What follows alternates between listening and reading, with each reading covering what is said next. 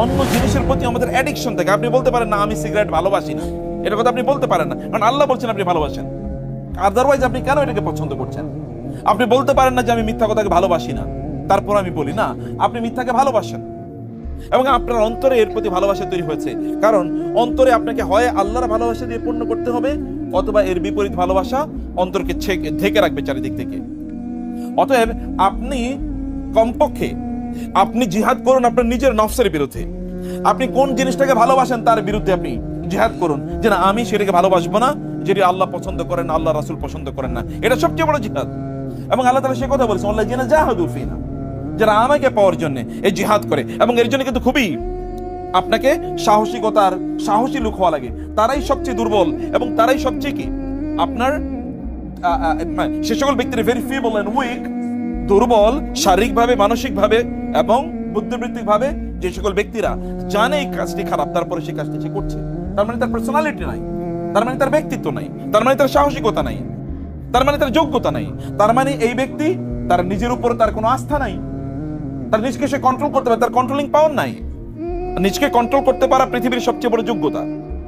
আপনি যাই মনে চায় তাই আপনি করেন, আপনি আপনার নিজকে নিয়ন্ত্রণ করেন না এই কাজটা আমি করবো অথবা এটা আমি করবো না। আপনি বলেন যে আজকে সকালে আমি ফজরের নামাজে অবশ্যই জামাতে আমি নামাজ আদায় করব। আপনি বলেন যে আমি আউয়াল ওয়াক্ত মানে একেবারে তাকবীরে তাহরিমের সাথে আমি নামাজ আদায় করব। আপনি বলেন যে আমি প্রতিদিন এক পারা করে কোরআন তেলাওয়াত করব। এটার জন্য সাহসিকতা লাগে, এর জন্য ব্যক্তিত্ব লাগে, এটার জন্য আপনার যোগ্যতা লাগে। খারাপ কাজ করার জন্য কোনো যোগ্যতা লাগে না, ওটা অযোগ্যতাই যথেষ্ট খারাপ কাজ করার জন্য। অর্থাৎ আপনি যখন কোনো ভালো কাজ করবেন এর জন্য আপনাকে দীর্ঘদিন ধরে এই যোগ্যতা অর্জন করা লাগে। সেই কারণে প্রিয় ভাইরা, সম্মানিত বোনেরা, যে কথা আমি বলছিলাম যে এতটুকু সাহসিকতা কমপক্ষে অর্জন করুন যে আমি একটা জিনিস বর্জন করব। এখন এই জিনিসটা বর্জন করার জন্য আমাদের করতে হবে কি, আমি সেই জায়গায় একটু পরে আসি, কিন্তু আপনাকে এর আগে একটা পজিটিভ মানসিকতা নিয়ে আপনি অ্যাপ্রোচ করতে হবে। আপনাকে বিশ্বাস করতে হবে যে আপনার রব মহান আল্লাহ সুবহানাহু ওয়া তাআলা, তার অন্যতম প্রধান একটি গুণবাচক নাম হলো তিনি সব গুনাহ মাফ করে দেন। আল আফু আল গফুর। আল্লাহ সুবহানাহু ওয়া তাআলা গাফিরিজ যামবি কাবিলিত তাওবি, আল্লাহ তাআলা গুনাহগুলো মাফ করে দেন, তওবাগুলো কবুল করে নেন। আত-তাওয়াবুর রহিম। যেখানে কোরআনে আল্লাহ তাআলা আমাদেরকে ক্ষমা করে দেন এই কথা, এই শব্দটি, তার এই গুণবাচক নামটি উল্লেখ করেছেন, তার পাশে তিনি অবশ্যম্ভাবী ভাবে নিশ্চিতভাবে তিনি রহিম শব্দটি উল্লেখ করেছেন। তাওয়াবুর রহিম, গফুরুর রহিম, তিনি ক্ষমাশীল এবং তিনি মেহেরবান, কারণ তিনি আমাদেরকে ক্ষমা করে দেন তার মেহেরবানির কারণে। আপনি যত বড় গুনাহ করেছেন না কেন, আপনি বলেন এবারে রমাদানে আপনার নিজকে আপনি একজন ভিন্ন মানুষে রূপান্তরিত করবেন। আপনি একটা গুণ সেটাই অর্জন করার চেয়ে একটা দোষ আপনি বর্জন করবেন, এটাকে বেশি গুরুত্ব দেন। আপনি খুব ধীর স্থির ভাবে ইবাদত বা আল্লাহ সুবহানাহু ওয়া তাআলার সামনে যখন আপনি দাঁড়াবেন, তখন আপনি সুন্দর করে খুবই মর্যাদার সাথে, আত্মসম্মানের সাথে, পরিতৃপ্তির সাথে আপনি কাজটা করবেন। কমপক্ষে এতটুকু আপনি তৈরি করেন। কমপক্ষে একটা যে কাজগুলো, যেমন এটা একটা বদ অভ্যাস আমরা বলছি, এটা একটা খারাপ জিনিস, এই খারাপ জিনিসটা আপনি বর্জন করে দেন কমপক্ষে। অথবা অন্য যে কোনো খারাপ আপনি মনে করে ভাবুন যে আপনার কোনটা খারাপ জিনিস, সেটা আপনি বর্জন করার চেষ্টা করবেন। আপনার নিজের ব্যাপারে আস্থা রাখুন এবং আপনার রবকে আপনি বিশ্বাস করুন, আপনার রব সব গুনাহ মাফ করে দেন। এবং আপনি যদি আপনার রবের দিকে এগিয়ে আসেন, তাহলে আপনার রব আপনার দিকে ছুটে আসবে। আপনি যদি তার দিকে হেঁটে আসেন, রাসূল সাল্লাল্লাহু আলাইহি ওয়াসাল্লাম বলেছেন, আল্লাহ তাআলা বলেন, যখন আমার বান্দা আমার দিকে হেঁটে আসি আমশি আতাইতুহু হারওয়ালা, তখন আমি তার দিকে দৌড়ে যাই। আল্লাহ বলছেন, আল্লাহ সুবহানাহু ওয়া তাআলা আযজা ওয়া জাল্লা তিনি বলছেন। অতএব আপনার রব আপনাকে ক্ষমা করে দেবেন। তিনি ক্ষমা করার বৈশিষ্ট্য নিয়ে তিনি আছেন। তার রহমতের রাহমাতি ওয়াসিআত কুল্লা শাই, এবং তিনি বলেছেন ওয়াসিআ কুরসিয়ুহুস সামাওয়াতি ওয়াল আরদ, তিনি বলেছেন কাতাবা আলা নাফসিহির রাহমা, আল্লাহ তোমাদের উপর রহম করাকে তার নিজের উপর বাধ্যতামূলক করে নিয়েছেন। আল্লাহ তো বাধ্যতামূলক করার প্রয়োজন নাই। আল্লাহকে কে জিজ্ঞেস করবে? লা ইউসআলু আম্মা ইয়াফআলু ওয়া হুম ইউসআলুন, তাকে কেউ জিজ্ঞাসা করার মতো নাই যে তিনি কি করবেন। ফাআলু লিমা ইউরিদ, তিনি যা মনে চায় তাই তিনি করেন। ইন তুআযিবহুম ফাইন্নাহুম ইবাদুক ওয়া ইন তাগফির লাহুম ফাইন্নাকা আনতাল আজিজুল হাকীম। হে আল্লাহ, আপনি যদি তাদেরকে ক্ষমা করে দেন তাহলে আপনি তো তাদেরকে ক্ষমা করে দেন, তারা আপনারই বান্দা। আর যদি আপনি তাকে শাস্তি দেন তাহলে আপনাকে কে জিজ্ঞেস করবে? আপনি যদি শাস্তি দেন তাহলে তারা আপনার বান্দা, ক্ষমা করে দিলে আপনি আল আজিজ আল হাকিম। আপনি কেন ক্ষমা করছেন আপনি জানেন, আপনি কেন তাকে মাফ করে দিয়েছেন আপনি জানেন। সম্মানিত ভাইরা, আল্লাহ রাসূল সাল্লাল্লাহু আলাইহি ওয়াসাল্লাম বলেছেন, হে বান্দারা, হে মানুষ, হে লোকেরা, তোমরা লাউ লাম তুজলিমু লাযহাবাল্লাহু বিকুম ওয়া লাজাআ বিকওমিন ইউযনিবুন ওয়া ইস্তাগফিরুন ফায়াগফিরুল্লাহু লাহুম। তোমরা গুনাহ করবে না, এটা আল্লাহ তাআলা প্রত্যাশা করেন। লোকেরা গুনাহ করবে, মানুষ গুনাহ করবে, লোকেরা তা প্রত্যাশা করছেন। আল্লাহ সুবহানাহু তা বলেন না। আল্লাহ বলেন না যে তুমি কোনো গুনাহ করো না। আল্লাহ সুবহানাহু বলেন যে তুমি কি করো? তওবা করো। আল্লাহ কি বলছেন? ইয়া আইয়ুহাল্লাযীনা আমানু তুবু ইলাল্লাহি তাওবাতান নাসুহা। হে লোকেরা, তোমরা যদি গুনাহ করেও থাকো তাহলে আমার কাছে তওবা করো। ফাকুলতু আস্তাগফিরু রাব্বাকুম ইন্নাহু কানা গাফফারা। আমি বলি যে তোমরা তোমাদের রবের কাছে তওবা করে ইস্তেগফার করো। মানুষ তো গুনাহ করবেই। আল্লাহ সুবহানাহু ওয়া তাআলা আদম আলাইহিস সালামকে সৃষ্টি করেছেন তার নিজের হাতে। খালাকতুকা বিয়াদাই, আমি তোমাকে আমার দুই হাতে তৈরি করেছি এবং আমি তোমাকে জান্নাতে উসকুন আনতা ওয়া যাওজুকাল জান্নাহ।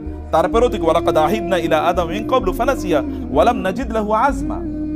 আমি আদমকে সৃষ্টি করে জান্নাতে থাকতে দিলাম এবং আমি তাকে বললাম এই কাজটা করো না, কিন্তু তিনি সেটাই করে ফেলেছেন। সেটাই তিনি করে ফেলেছেন। জান্নাতে বিলিয়ন বিলিয়ন গাছ আছে, কিন্তু একটা গাছের কাছে তিনি গেছেন। এত বিলিয়ন বিলিয়ন গাছ রাই খাও, সেখানে গিয়েছেন। মানুষ ভুল করবেই, মানুষ ভুল করতেই পারে, তাতে কোনো সমস্যা নাই। কিন্তু সমস্যা কোথায়? ভুলকে স্বীকার না করা। সমস্যা কোথায়? ভুল করে আল্লাহর কাছে ফিরে না আসা। আল্লাহর কাছে ফিরে আসার নামই হচ্ছে তওবা। আপনি আল্লাহর কাছে ফিরে আসেন। আপনি যখন মনে চায় তখনই আপনি তার কাছে হাত তুলতে পারেন। আপনি একবার চিন্তা করে দেখেন তো, রাতের বেলা গভীর রাতে আপনি ঘুম থেকে জেগে উঠেছেন, এরপরে আপনি আল্লাহর কাছে দোয়া করছেন। আপনাকে তিনি গভীর রাতে ঘুম থেকে জাগিয়ে তুলে এরপরে তার সামনে দোয়া করার যে তৌফিক দিয়েছেন, এর মানে হচ্ছে তিনি আপনার দোয়াটা কবুল করে নেবেন। মানে নাইলে আপনাকে তিনি জাগিয়ে তুলতেনও না এবং এই দোয়া করার তৌফিকই তিনি দিতেন না। তার মানে আপনি যখন ইচ্ছা তখনই আপনি আল্লাহর কাছে দোয়া করতে পারেন। অথবা আল্লাহর কাছে আপনি এরকম পজিটিভ একটা দোয়া করেন, হে আল্লাহ, আমি তো প্রচন্ড দুর্বল, তুমি প্রচন্ড শক্তিশালী। আপনি জানেন রাসূলুল্লাহ সাল্লাল্লাহু আলাইহি ওয়াসাল্লাম যখন তিনি তায়েফ থেকে ফিরে আসেন, তায়েফে তিনি কিন্তু প্রচন্ড পরিমাণ জুলুম এবং অত্যাচারে তিনি শিকার হলেন এবং তিনি রক্তাক্ত অবস্থায় তিনি আহত হয়ে পড়ে থাকলেন একটা গাছের নিচে দাঁড়িয়ে বসে। এবার আল্লাহ রাসূল সাল্লাল্লাহু আলাইহি ওয়াসাল্লাম আল্লাহকে দোয়া করলেন, আল্লাহুম্মা ইন্নী আশকু ইলাইকা দু'ফা কুওয়াতি ওয়া কিল্লাতা হিলাতি। হে আল্লাহ, আমি যে দুর্বল, এই দুর্বলতার কথা কেবল আপনার কাছে বলতে, আমি পৃথিবীর কারো কাছে বলতে চাই না। আমি পৃথিবীর কারো কাছে বলতে চাই না। আপনি জানেন আমি খুবই দুর্বল এবং আপনি জানেন যে এদের বিরুদ্ধে আমার কৌশল অথবা আমার ওইরকম কোনো শক্তি সামর্থ্য কোনো কিছু নাই এদের বিরুদ্ধে। ও হাওয়ানি আলা নাস, এবং লোকেরা কিন্তু আমাকে খুবই তুচ্ছতা ছিল মনে করছে। এরা মনে করছে যে আমাকে যদি তারা অত্যাচার করে জুলুম করে তাহলে তারা পার পেয়ে যাবে, কেউ তাদেরকে কিছু বলার মতো নাই। আল্লাহ, আপনি তো জানেন এরা আমাকে খুবই দুর্বল মনে করছে এবং সত্যি কথা আমি দুর্বল তো। আল্লাহ রাসূলুল্লাহ সাল্লাল্লাহু আলাইহি ওয়াসাল্লাম আল্লাহর কাছে বললেন, ইয়া আরহামার রাহিমিন, হে সবচেয়ে বড় মেহেরবান, আনতা রব্বুল মুস্তাদআফিন, যাদেরকে দুর্বল মনে করা হয় আপনি তো তাদের রব। আমি দুর্বল বটে, কিন্তু আপনি তো দুর্বল না। আমি দুর্বল, লোকেরা আমাকে মনে করে যে আমি খুবই দুর্বল, কিন্তু আপনি তো দুর্বল না। আমি সত্যিকার অর্থে দুর্বল, আমার হয়তোবা কোনো শক্তি নাই, কিন্তু আপনার তো শক্তির অভাব নাই। রব আল্লাহ সুবহানাহু কাছে তিনি বলছেন, ওয়া আনতা রব্বি, আমি দুর্বল বটে, কিন্তু আপনি তো আমার রব। আমি তো আপনাকে রব হিসেবে স্বীকার করছি। ইলা মান তাকিলনি, হে আল্লাহ, আপনি কার কাছে আমাকে ছেড়ে দিচ্ছেন? আপনি কার কাছে আমাকে ছেড়ে দিচ্ছেন? ইলা বাইদিন ইয়াতাজাহামুনি, এমন দূরবর্তী কোন লোকের কাছে যারা আমাকে তুচ্ছ-তাচ্ছিল্য করবে, হাসি ঠাট্টা করবে, আমার উপর তারা আক্রমণ করবে, আঘাত করবে। অথবা আও ইলা আদুবিন মাল্লাকতাহু আমরি, নাকি এমন কোন শত্রুর কাছে আমাকে ছেড়ে দিয়েছেন যে আমার ব্যাপারে যা মনে চায় এরকম সিদ্ধান্ত নিতে পারে, আমাকে যা তারা করতে মনে চায় এটা তারা করতে পারবে, এমন কারো কাছে আমাকে ছেড়ে দিচ্ছেন।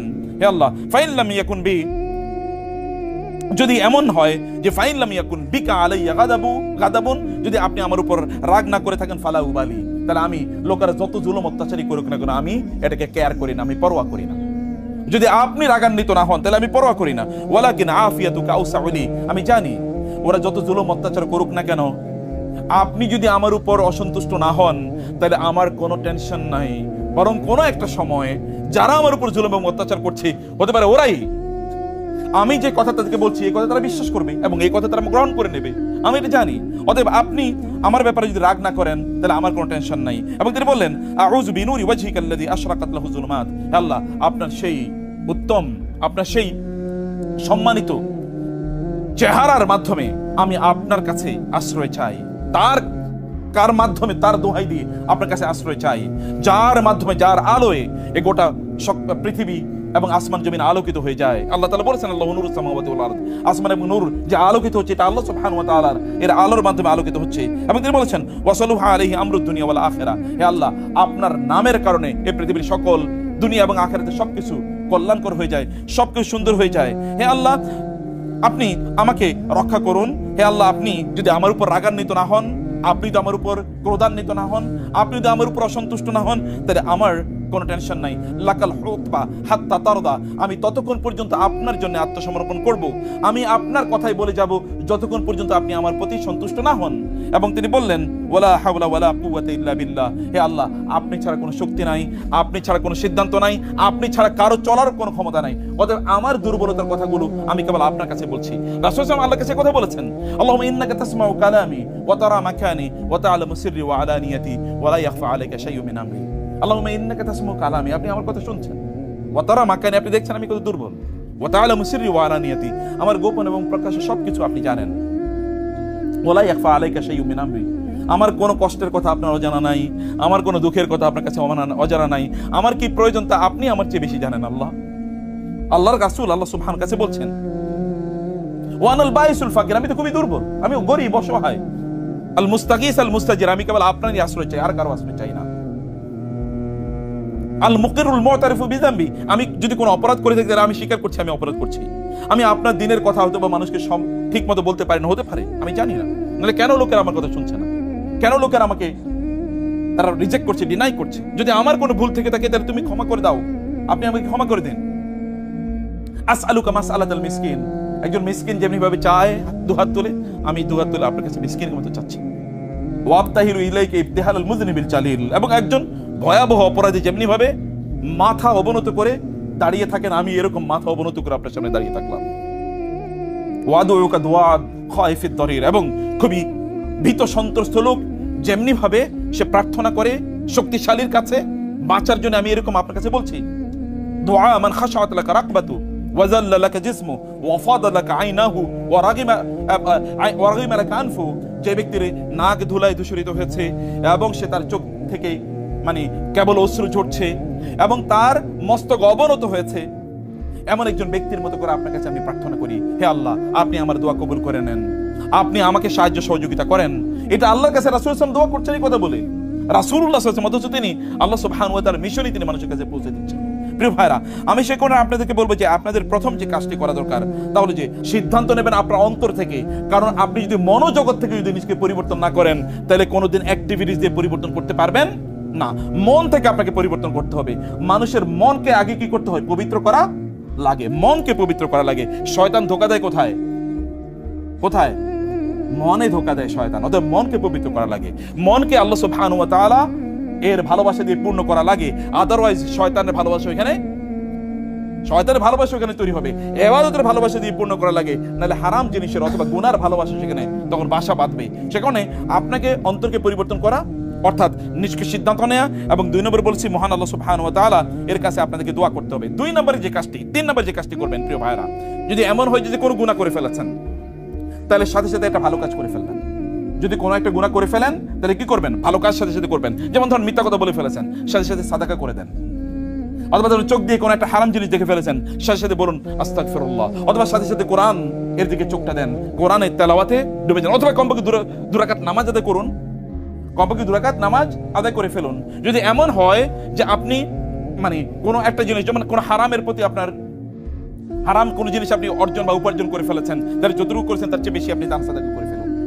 মানে কমপক্ষে যাই কোনো হারাম কাজ বা খারাপ কোনো কাজ করেছেন, ওই খারাপ কাজটি দ্রুত একটা ভালো কাজ দিয়ে কি করেন? পরিবর্তন করে নেন। রাসূলুল্লাহ সাল্লাল্লাহু আলাইহি ওয়াসাল্লাম বলেছেন, ওয়া আতবি'is সাইয়্যাতাল হাসানাতা তামহুহা, যদি তুমি কোনো খারাপ কাজ করো তাহলে সাথে সাথে একটা ভালো কাজ করো, তাহলে খারাপ কাজটা আল্লাহ তাআলা দূর করে দেবেন ভালো কাজের কারণে। যেটাই করেন না কেন, যাই করেছেন না কেন, এর বিপরীতে একটা ভালো কাজের অভ্যাস আপনি তৈরি করে ফেলুন। যদি এমন হয় যে আপনি কোনো কারণে নামাজ ধরেন আপনি কাজা করে ফেলেছেন, তাহলে কমপক্ষে তার চেয়ে কয়েক গুণ বেশি আপনি কি নফল আদায় করে ফেলুন এবং তওবা করুন নামাজের মাধ্যমে। আল্লাহ, আমি যেটা করেছি ওটা যে ভুল হয়ে গেছে, এই কারণে আমি এর চেয়ে বেশি করে ফেলেছি, তুমি আমাকে ক্ষমা করে দিও। আল্লাহকে দেখান যে আমি এটা ইচ্ছাকৃত করিনি। আল্লাহ সুবহানাহু ওয়া তাআলা doesn't look at your face. Allah আপনার চেহারার দিকে তাকান না, তিনি আপনার অন্তরের দিকে তাকান। তিনি দেখেন আপনার অন্তরে কি চিন্তা ভাবনা আছে, বা আপনি অন্তর থেকে কিভাবে জিনিসটাকে আপনি দেখছেন। অতএব যখনই আপনি কোনো খারাপ কাজের, যেমন ধরেন আপনি কোনো খারাপ কাজের, আপনার এখন মনে হচ্ছে একটা সিনেমা দেখি, এটা আপনার মনে হচ্ছে, সাথে সাথে আপনি কি করেন? কোরআন তেলাওয়াত করা শুরু করে দেন, অথবা কোরআন তেলাওয়াত শোনা শুরু করেন। যখন আপনি, অথবা যখনই আপনার মনে হবে যে না আপনি কি করছেন, ধরুন অন্য কোনো অন্যায় করা আপনার মাথায় চলে আসলো, যে ধরেন আপনার কম্পিউটার গেমস, যারা ইয়াংরা আছেন আপনার মনে হলো যে কম্পিউটার গেমস আমার পড়া মানে এখন করা দরকার, তখন সাথে সাথে কোরআনের একটা অনুবাদ নেওয়া শুরু করে দেন, অথবা তখন আপনি জিকির করা শুরু করেন, সুবহানাল্লাহ, আলহামদুলিল্লাহ, আল্লাহু আকবার, আস্তাগফিরুল্লাহ, আস্তাগফিরুল্লাহ পড়া শুরু করে দেন। তাহলে দেখেন আল্লাহ তাআলা আপনাকে ওই যে খারাপের চিন্তা এসে এতে ভালো দিয়ে রিপ্লেস করে ফেললেন। এতে আপনার যে পরিবর্তন বা যেটা হওয়া দরকার, আমরা বলেছি নিজেকে পরিবর্তন করা, এটা হবে। এবং 4 নম্বর যে বিষয়টি, তাহলে যে ধার্মিক লোক যারা দিনদার, এরকম লোকদের সাথে একটা সাপোর্ট টিম তৈরি করে দেন, তাদের সাথে বন্ধুত্ব তৈরি করুন। তাকে বলুন, তুমি কিন্তু আমাকে নামাজের সময় একটু ডাইকে দিও, তুমি কি আমাকে তাহাজ্জুদের জন্য একটু ডেকে দিও, তুমি কি আমাকে যাওয়ার সময় তারাবির জন্য আমাকে নিয়ে যেও, অথবা কোথায় সবচেয়ে সুন্দর তারাবি হয় এটা আমাকে বলো। আচ্ছা, আমরা চলো আজকে এই সূরাটি আমরা দুজন পড়ে বসি, তুমিও পড়ো আমিও পড়ি, এবং আমরা দুজনে এটা আলোচনা করবো। আপনি কনভারসেশন না হোয়াটসঅ্যাপে এতদিন পর্যন্ত আপনি হয়তো বা অন্যান্য মেসেজিং করতেন, এখন এটা মেসেজিং করেন, আচ্ছা তুমি কি পড়েছো এটা আমাকে একটু বলো তো, এটা তুমি আমাকে একটু ভয়েস মেসেজ পাঠাও। অথবা দুজন বন্ধু এতদিন অন্য জিনিস নিয়ে আলোচনা করতেন, এখন এটা আলোচনা করুন। স্বামী স্ত্রী দুনিয়া নিয়ে আলোচনা করতেন, বলেন না আজকে আমরা এই সূরাটি নিয়ে আলোচনা করবো, রাসূলের জীবনে আমরা এতটুকু পড়েছি এটা নিয়ে আলোচনা করবো, আচ্ছা এই কয়েকটা হাদিস পড়েছি এটা আমরা আলোচনা করবো। মানে এইরকম করে একটা সাপোর্ট স্টাফ তৈরি করেন, ফ্যামিলিতে সাপোর্ট স্টাফ তৈরি করেন, ভাই বোনরা বলে সিদ্ধান্ত নেন যে আমরা এই কাজটি করবো এবং এটা আমরা প্রতিদিন আলোচনা করবো। এবং একজন আরেকজনকে এটা প্রতিযোগিতায় নেমে যান যে তুমি ভালো কাজ তুমি করো নাকি আমি সবার চেয়ে আগে করতে পারি, এটা নিয়ে নিজেদের মধ্যে এক ধরনের এনভায়রনমেন্ট তৈরি করে দরকার। অথবা আল্লাহ সুবহানাহু ওয়া তাআলা আমাদের কিন্তু ভালো বন্ধু গ্রহণের কথা বলেছেন, হারাম মানে খারাপদেরকে যেন আমরা বন্ধু হিসেবে গ্রহণ না করি। কোরআন লা ইয়াত্তাখিযুল মুমিনুনা আল কাফিরিনা আউলিয়া মিন দুনিল মুমিনিন আল মুমিনুনা ওয়াল মুমিনাতু বা'দুহুম আউলিয়াউ বা'দ। আর আল্লাহ সুবহানাহু ওয়া তাআলা বলেছেন কাফের এবং মুশরিকদের ব্যাপারে ওরা হচ্ছে পরস্পরের বন্ধু, কিন্তু মুমিনরা পরস্পরের বন্ধু, বন্ধুত্ব তৈরি করে মুসলমানদের সাথে। এবং কিয়ামতের দিন লোকেরা কিন্তু বলবে, ইয়া ওয়াইলাতা লাইতানি লাম আত্তাখিজ ফুলানান খালিলা, ইয়া ওয়াইলাতা, হায় আমার দুর্ভাগ্য যে আমি ওই লোকটাকে বন্ধু হিসেবে গ্রহণ করেছিলাম, ইয়া লাইতানি ইত্তাখাযতু মা'আর রাসূলি সাবিলা, হায় যদি রাসূলের সাথে আমি বন্ধুত্ব তৈরি করতাম, বা রাসূলের যারা আদর্শের অনুসারী তাদের সাথে যদি বন্ধুত্ব তৈরি করতাম। কিয়ামতের দিন আপনি এটা বলবেন। তো সেই কথা বলার আগে আজকেই আপনি ভালো কিছু বন্ধু তৈরি করেন যারা আপনাকে সাপোর্ট করবে, ভালো কাজে সাপোর্ট করবে। তাদের সাথে কথা বললেই দিনই আলোচনা, এই দিন আজকে তুমি দিন কতটুকু প্র্যাকটিস করেছো, আপনার সাথে আলোচনাই না আজকে কি পড়েছো, আজকে কি গেমস দেখেছো, আজকে কি সিনেমা দেখেছো, আজকে কি বই পড়েছো, আজকে কি উপন্যাস পড়েছো, ইত্যকার আলোচনা না, বরং আলোচনা হলো এরা আপনাকে দিনের কথা, আজকে তুমি কেমন ব্যবসা করেছো, তোমার চাকরি বাকরি কেমন চলছে, এই ইত্যকার আলোচনা না, আলোচনা হচ্ছে দিন নিয়ে। এরকম কিছু লোক, এরকম কিছু বন্ধু তৈরি করেন, এটা কিন্তু নেয়ামত, এটা বিশাল বড় নেয়ামত। এই সাপোর্ট টিম তৈরি করা, এরকম বন্ধুত্ব তৈরি করা, এমন কিছু কাজ করা আপনাদের জন্য খুবই খুবই জরুরি। এবং পঞ্চম যে বিষয়টা তার হচ্ছে ধৈর্য ধরেন প্লিজ। আমাদের সবচেয়ে বড় সংকট হলো আমরা ধৈর্য ধরতে পারি না, আর শয়তান আমাদের ধৈর্য আমাদের কাছ থেকে কেড়ে নেয়। ইয়া আইয়ুহাল্লাযীনা আমানুসবিরু ওয়াসবিরু, আল্লাহ বলেছেন কেবল ধৈর্য ধরো না, ধৈর্যের ক্ষেত্রে প্রতিযোগিতা করো, একজন আরেকজনকে ধৈর্য ধারণের জন্য সাহায্য করো। যেই ইবাদতটি আপনি করবেন অথবা যেটা আপনি বর্জন করবেন ধৈর্য ধরে করুন, কারণ আল্লাহ ইন্নামা ইউওয়াফাস সাবিরুনা আজরাহুম বিগাইরি হিসাব, ইন্নামা সাবরু মা'আত তাসাব্বুর, মানে যে ব্যক্তি ধৈর্য ধারণ করতে চায় তাকে ধৈর্যের প্র্যাকটিস করতে হবে। এবং রাসূলুল্লাহ সাল্লাল্লাহু আলাইহি ওয়াসাল্লাম বলেছেন আল্লাহর কাছে সবচেয়ে প্রিয় আমল কোনটা বলেন তো, যে আমলটি লোকেরা কম করে হলো সব সময় করে, কম করে হলো কি সব সময় করে। আপনি যাই করবেন বর্জন করছেন এটা অসম্ভব, যে আমি আর জীবনে স্পর্শ করবো না, যেমন আমি আর মাদকদ্রব্য জীবনে স্পর্শ করবো, আমি হারাম জিনিস জীবনে স্পর্শ করবো না, অথবা হারাম সিনেমা আমি জীবনে দেখবো না, হারাম গান আমি জীবনে শুনবো না, অথবা হারাম ভিডিও গেমস আমি জীবনে খেলবো না। আপনি এগুলো বলেন, মানে কমপক্ষে একটা জিনিস যেটা আমি যেটা করেছি এটা আমি করবোই, অথবা যেটা বর্জন করেছি সেটা বর্জন করবোই, এটার কাছে আর আমি ফিরে আসবো না। এরকম একটা সিদ্ধান্ত আপনাকে অবশ্যই সিদ্ধান্ত আপনাকে নিতে হবে। মনে রাখবেন, আপনি যদি কেবল সিদ্ধান্ত নিতে পারেন, আপনি যদি হোঁচট খেয়ে যান তাহলে আবার দাঁড়িয়ে উঠুন। আপনি যদি কোনো গুনাহ করে ফেলেন তাহলে যেটা আমরা বলেছি এর বিপরীতে একটা ভালো কাজ করে ওটাকে আবার করে ফেলছি ঠিক আছে। যেমন আপনি জানেন রমজানে কেউ যদি হঠাৎ করে কি করলো, দিনের বেলা যদি পানি খেয়ে ফেলছে, যেহেতু পানি খেয়ে ফেলছে এবার আমার জন্য চাইনিজ খাবার নিয়ে আসে, খাই বসে বসে, নাকি কি করবে তিনি? খাওয়ার পরে এরপরে খাবার বন্ধ, না সরি ভুল করে ফেলছি, আল্লাহ মাফ করে দিন, এরপরে দিন রোজা রাখবে, তার রোজা হয়ে যাবে। এটা মেহেরবানি আল্লাহ সুবহানাহু ওয়া তাআলা, এটা তার কাজে করা লাগবে না। এটা তো আপনার একই অবস্থা, এরকম গুনাহ করে ফেলছেন ওটাকে স্টপ, এটাকে আবার রিপিট, আছে যেহেতু করে ফেলছি এখন বাকি রমজান কেবল সিনেমা দেখি, নো, এটা করা যাবে না। ভুল করা মানে হচ্ছে সেখান থেকে ফিরে আসার মতো সেই প্রবণতা অবশ্যই আপনার তৈরি করতে হবে। ফাইনালি যে কথাটি বলতে চাই তা হলো যে আপনি আল্লাহর যে পুরস্কার আপনার জন্য রেখেছে সেটা চিন্তা করে দেখুন। وإذا رأيت ثم رأيت نعيما وملكا كبيرا عاليهم ثياب سندس خضر واستبرق وحلوا أساور من فضة من ذهب وفضة وسقاهم ربهم شرابا طهورا। আল্লাহ তাআলা বলেছেন জান্নাতে আপনাকে বিশাল বড় রাজত্ব প্রদান করবেন। আপনি রাজপ্রাসাদের কথা একবার চিন্তা করে দেখেন তো, স্বর্ণ মুক্তা খচিত রাজপ্রাসাদ আল্লাহ তাআলা আপনাকে জান্নাতে প্রদান করবেন। স্বর্ণ মুদ্রা খচিত রাজপ্রাসাদ আল্লাহ আপনাকে প্রদান করবেন। শুধু তাই না, আপনার যদি সেখানে পানীয়, খাদ্য, ইত্তকার কি পরিমাণ জিনিসের ব্যবস্থা আল্লাহ তাআলা করে রেখেছেন, যেটা দুনিয়াতে আমরা চিন্তা করতে পারি না। মা লা আইনুন রাআত ওয়ালা উযুনুন সামিআত ওয়ালা খাতার আলা কলবি বাশার, আপনি চিন্তা করতে পারেন না। এবং আল্লাহ সুবহানাহু ওয়া তাআলা বলেছেন, সেই দিন মানুষের অবস্থা হবে যে উজুহু ইয়াওমাইযিন নাযিরা নাযরাতান নাঈম, সেদিন নেয়ামত, এমন নেয়ামত আপনি পাবেন, নেয়ামতের মধ্যে আপনি এভাবে ডুবে থাকবেন যে নেয়ামতের কারণে আপনার চেহারা জুড়ে মনে হবে যেন আপনি নেয়ামতের মধ্যে ভর্তি, যেন আপনি কোনোদিন আপনার গোটা জীবনে কখনো সামান্যতম কষ্ট অথবা দুঃখ আপনি অনুভব করেন না। একটা কথা আমরা বলেছি, কি করতে হবে বলেন তো? একটা জিনিস বর্জন করতে হবে। কি করতে হবে? একটা জিনিস বর্জন করতে হবে। অনেকেই সিদ্ধান্ত নিয়েছেন বর্জন করবো না, যতই শুনি নাকি। এই কারণে দেখেন চেহারায় অনেকের কিন্তু কোনো ভাবও নাই, কি বলছি কি শুনছি অনেকেই বুঝিও না হয়তো। বুঝতে পারছেন তো আপনারা? তাহলে কি করতে হবে? একটা জিনিস মনে মনে নিয়ত করে একটা জিনিস বর্জন করবেন। নিয়ত করার সাথে সাথে সওয়াব শুরু হয়ে যাবে ইনশাআল্লাহ। আল্লাহ তুমি আমাদেরকে এবারে রমাদানটা যেন শ্রেষ্ঠতম রমাদান বানাতে পারি সেই তৌফিক দান করো। আল্লাহুম্মা আমিন। আকুলু কওলি হাযা ওয়াস্তাগফিরুল্লাহ লি ওয়া লাকুম ওয়া লিসাইরিল মুসলিমিন।